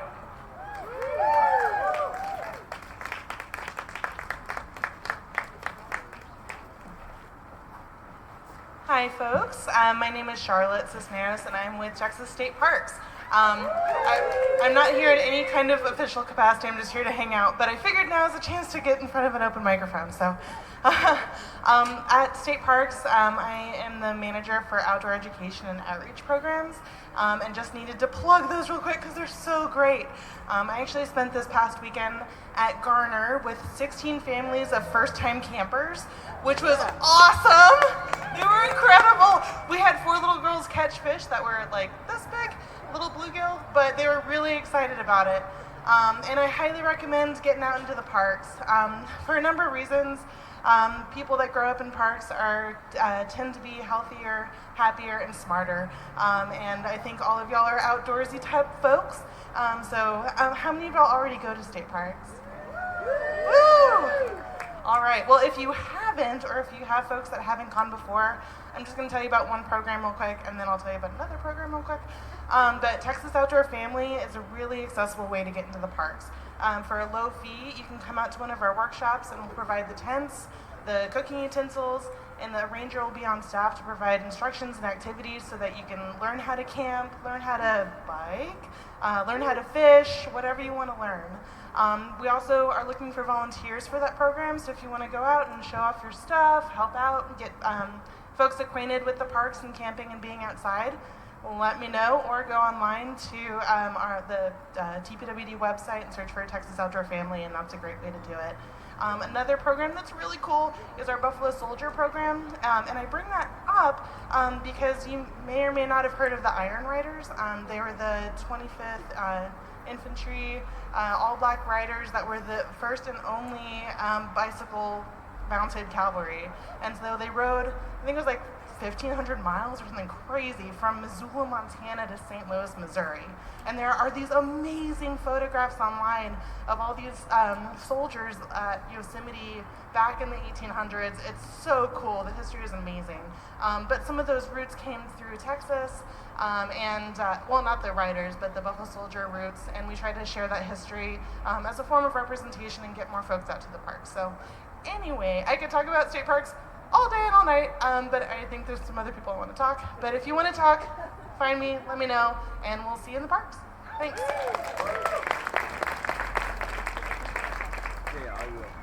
I'm just gonna plug Gisalo Cycling Initiative real quick. We've got an event coming up on the 28th, which is our Trick or Treat on the Trail. It's gonna be at the Boggy Creek Trail bike path, kind of near Connolly Guerrero Senior Center, near Pleasant Valley, that area. It's open to all families. If you want to volunteer, we would welcome your help. And then an ongoing program that always needs more help is our Golden Rollers. Golden Rollers is amazing. It's a recumbent trek program for seniors and also for adults with adaptive needs. So we work with different recreation centers and senior centers around Austin, typically in the morning. So if you have a flexible schedule and you want to learn more, either see me or look at gisalo.org. That's cyclistlaw.org, and you can learn more there. They're wonderful. It's fun. We just ride through the neighborhood. It's real chill. If you've never ridden a recumbent trike, this is your opportunity. It's like you're in a hammock, but you're getting exercise at the same time. So come join us.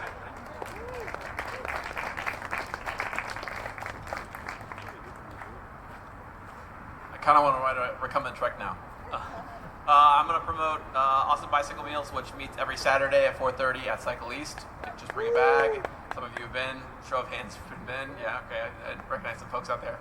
And then I also want to promote, I think Black History Bike Ride is doing like a short film for at AFS sometime later this month. It's called The Ride to Emancipation, something like that. So, what's that? I don't quite know the date, but I know it's like either this month or next month, and trying to get everyone to see it. So yeah, those two things. Thanks.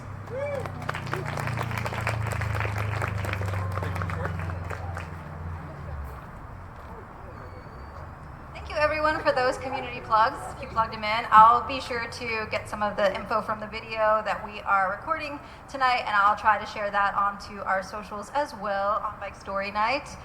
We have some more prizes that are super cool. Ben's come on up and help with this. And maybe also, you want to share a little bit more about you yet right now, or do you want to wait till, sorry? Okay. Right now? Okay. After the prize?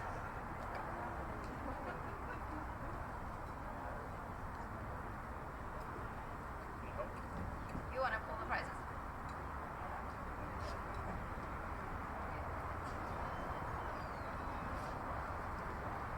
Okay. Go ahead.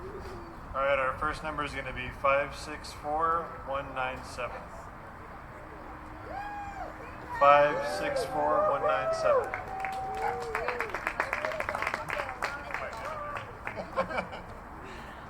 Last number is 202. 564202. We're gonna do shirts first. Great. Do we have a 202? Also, we may have. Yeah, we may have your correct size come back to us later with Chumba. And last one here is going to be 564200. I do have a few other sizes, so if anybody's missing one, you want to do one more? One more. Yeah, sure.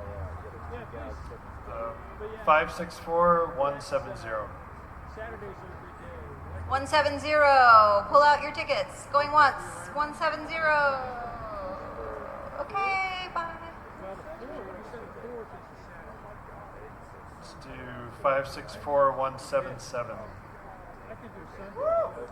Yeah, oh my gosh, yay, Britt. Okay, we've got Bike Story Night t-shirts hot off the press, y'all. $20 over there, but Britt is the lucky winner. Britt also led the bike ride here tonight. They give it up for Britt. Thank you so much.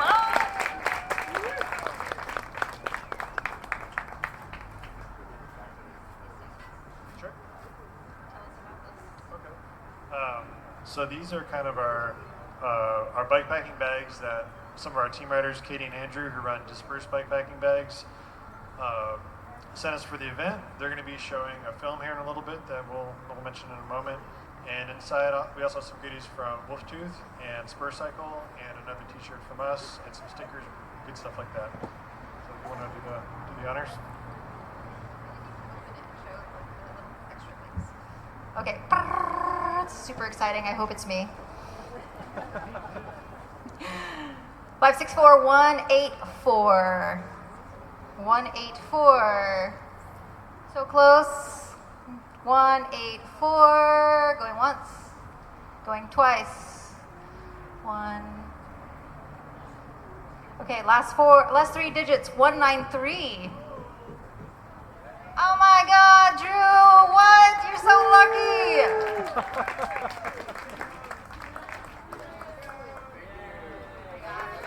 We know Drew's gonna use the crap out of that.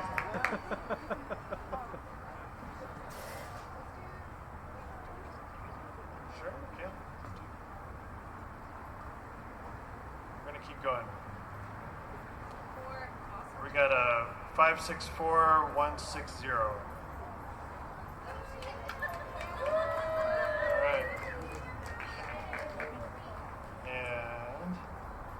564-164.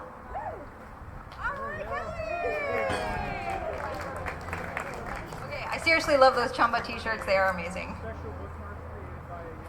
All right, last but not least, don't forget, stick around. We're going to have a sneak peek at the Stremski's trail ride race.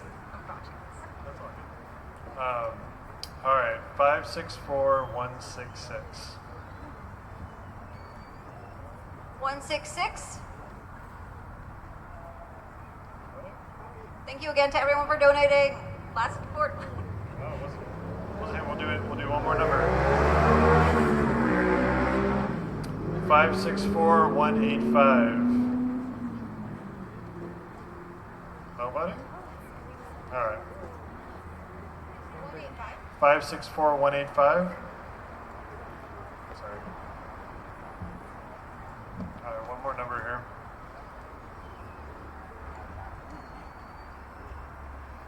564-159. All right.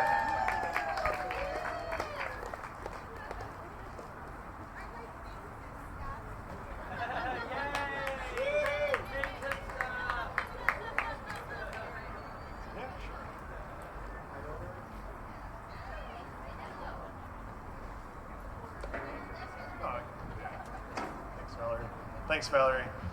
Thank you, Valerie, for having us out. Thank you all for being here. Thank everyone who shared a story tonight. I appreciate all of your bravery and being up here. I'm a little nervous, but I'm going to stumble through this.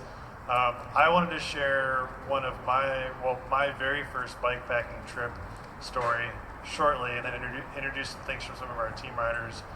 And as I'm sitting here thinking about it, I realized it's actually Chumba's origin story for bikepacking, which is kind of coincidental and funny. And my good friend Cody over here, one of my best buddies, we did this trip together. We had been working in Colorado doing support for a team rider who is Kate Zander, doing an endurance race at Breck Epic for 6 days straight, then demo days, and we were just completely gassed and wiped from just working nonstop 24/7 to do everything we had to do to run all around and help with these events. And we wanted nothing more than to kind of escape from what we were doing and be out in the woods and do this thing that we heard about called bikepacking. And between the two of us, we each had one actual bikepacking bag. So I think I had an old Swift handlebar bag, and we had borrowed like one handlebar bag from a friend, and everything else that we had was just regular camping gear that we just somehow attached to our bike and hoped that it would stay there. And after this demo day, our boss at the time dropped us off at the bottom of Copper Mountain, which is kind of a notoriously challenging climb up to the 10-mile range on the Colorado Trail. And we're like, this is going to be great. We're going to just ride to the top and go over the 10-mile range. And, you know, we got a pretty late start, had a hard time packing our gear because nothing really attached to the bike that isn't designed to attach to a bike. And ended up having a great time, mostly pushing our bikes up the hill in what was to be one of the most spectacular sunset hike of bikes I've ever done in my entire life. And towards the top of the mountain, and of course this whole time in Colorado, we're not from Colorado, we're up there and everyone's telling you, you gotta get off the mountain in the evening, it's gonna be very dangerous. And so we're up there, and it was the complete opposite. We had this momentous moment of this endeavor took us way longer than we expected. We were totally experienced what we were doing, trying to figure it out, piece it together. And we ended up crossing over the 10-mile range like so many Colorado Trail racers do in the evening. And it was one of the most spectacular, beautiful things we've ever seen, or I've ever seen. Speaking for you, Cody, sorry. I think you're with me on this, though. We're coming up there, and you just feel like you're at the top of the world. It's probably like, I don't know, 12,000 feet up or whatever. And I remember specifically the Big Dipper was just like on the horizon, and it was the biggest thing in the sky. It was just enormous. I'd never seen anything quite in that vicinity that impacted me so much. We descended down, had a wonderful campsite in the evening there, just totally gassed from that experience of hefting our bikes up there. Woke up the next morning, did a great ride, and you know, we didn't really plan this really well, so we ate really well that night. I mean, we were pretty hungry. And the next day, we continued on, and we were trying to make it to Georgia Pass, which is further down on Colorado Trail, kind of headed towards Breckenridge. And we didn't quite make it all the way there. We just, you know, we're not super experienced at going that kind of distances at the time, and we were just having fun, enjoying it, stopping to sketch a lot of times on the way, take photos, and just have an experience. And it's getting dark, and we're climbing. It seems like it's never going to end. And I remember that we're like, okay, we have to stop. We're wiped. It's time. And we've kind of hit this wall, and we look around, and it seems like everywhere that we're trying to stop at, there's bear poop around us. And so it was a little intimidating. And so we were like, well, let's go another like 5 or 10 minutes and just see if we can get away from that. And we go another 5 or 10 minutes, and there's more bear poop. So we finally were like, that's it, we just have to camp here. And we made totally like the biggest bonfire that night because we were a little nervous about if that bear was going to just come out and sneak up on us. And again, ate a whole bunch of food because we were just so hungry. So the next day we were like, oh, it'll be a short day. We're just riding back to town now. And it was overwhelmingly challenging, I think. I remember midday, we stopped to have lunch, and we're like, cool, we have some food left. I know there's got to be something in these bags that we've attached to our bikes that aren't really for this. And we stopped, and I'm like making an instant coffee, and we're by a little creek, and it's really wonderful and beautiful and great. And then we realized, like, I'm completely out of food. And Cody's like, well, I've got this bag of nuts, and we can share this until we get back. And so we kind of snacked on that and rode out, finally made it to Georgia Pass, which is a very beautiful like vista looking out from that area there, part of the Colorado Trail and Tour Divide. And then we kind of hightailed it back towards Breckenridge on these really wonderful single track descents back into town, and ate 2 meals apiece at a nearby restaurant that was pretty much closed, but they were kind enough to stay open for us. And anyways, that's what kind of kicked off this interest in bikepacking for us. Now, you know, we've been doing this for 10 years now, as individuals, as a personal passion, and as a company of frame builders. And the 2 stories that you're going to see tonight that we're sharing as films, we've had the opportunity to work with some really phenomenal athletes and sponsor some incredible riders. And the first film that we're going to show you is a 5-minute segment of Katie and Andrew Stremke. They're team riders. Alexandra is also here on our poster.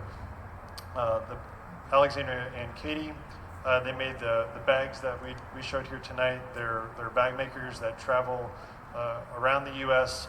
In their van, and everything they make is actually solar powered from the van itself, and their entire sewing shop's in the van, and they do a wonderful job with that. But they're really like tried time-tested bikepackers who've done almost everything in stateside here for ultra racing and been real icons for that. We're going to share some of their tour in Scotland. They went to do the Highland 550 this year. Alexandra, Katie, and Alexander, who are all sharing stories tonight with the videos, are all single speeders. So it means they have one gear on their bicycle, so one gear to kind of rely on. They really are relying on their bodies and trusting their bodies and thinking about how to stay focused on pushing themselves farther forward and maintaining and not going overboard so they can accomplish what they want to do with that. And yeah, so we'll see Katie and Andrews, and then after that, Alexander's film Stronger Together, which is particularly timely because tomorrow is Indigenous Peoples Day, so it's excellent to acknowledge her movie today of all days. Tomorrow, if you want to share her film with people, I'm sure she would appreciate that. And it's a really personal story for her, and involves a lot of her family and her mom, and it's it's really good. So I hope you stay and watch it. And that's all I got. Thanks.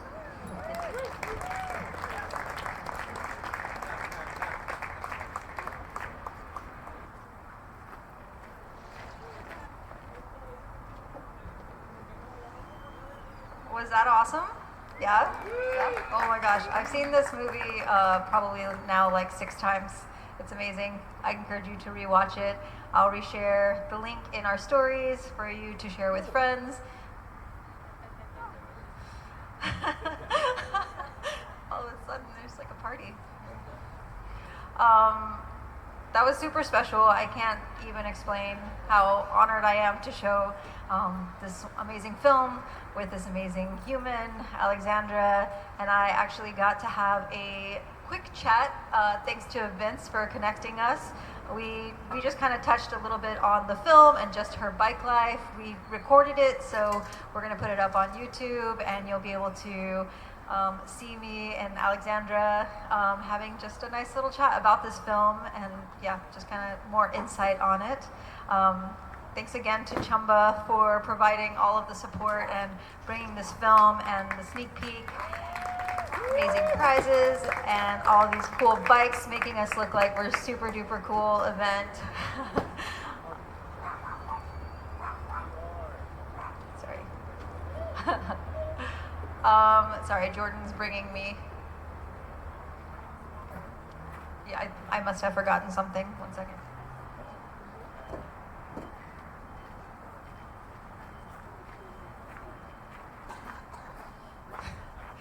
Thank you to my co-producer Jordan for all of his help and recording here. Thank you to Keith over here for providing the sound. This is the first time we've had sound provided for us at our event. Usually we're putting up the sound and the projector and everything, so it's really appreciated. Thank you to the radio folks for all of their help and support. Hopefully I'm probably forgetting several things, but just on the note of help and support, I want to shout out Cyclistlaw. They have helped our event monetarily multiple times, and I cannot thank them enough. It really, really means a lot to have that donation from them. Once again, Patagonia, Biscuit Press, and Dispersed for the amazing prizes tonight. Congrats again to all the people who won the prizes. There's a really long list that I have here. Again, I'm pretty sure I forgot them all, but mostly I just really can't thank you all enough for being an amazing community and riding your bikes and, making friends on bikes and just sharing the joy of bikes together. Means so much. We need more of this in the world, so I hope that this event inspires you to continue having lots of fun on your bike, adventures, memories, and more. I hope to see you at future bike story nights. Reach out with any questions anytime. I have email, YouTube, Facebook, Instagram, all of the things. I feel like that's mostly it. Just let you all go home now. If I forgot anything, please feel free to let me know and I'll mention it on the socials later. We are recording this so you can relive the magic on YouTube in a week or so. Thanks again to our amazing featured nonprofit, Patrick. Thank you for all you do. You can always donate books to Patrick. We're probably going to do more collab stuff together. I'm not going to let him go. He's going to be my new best friend. All right, thank you all so much. Thank you.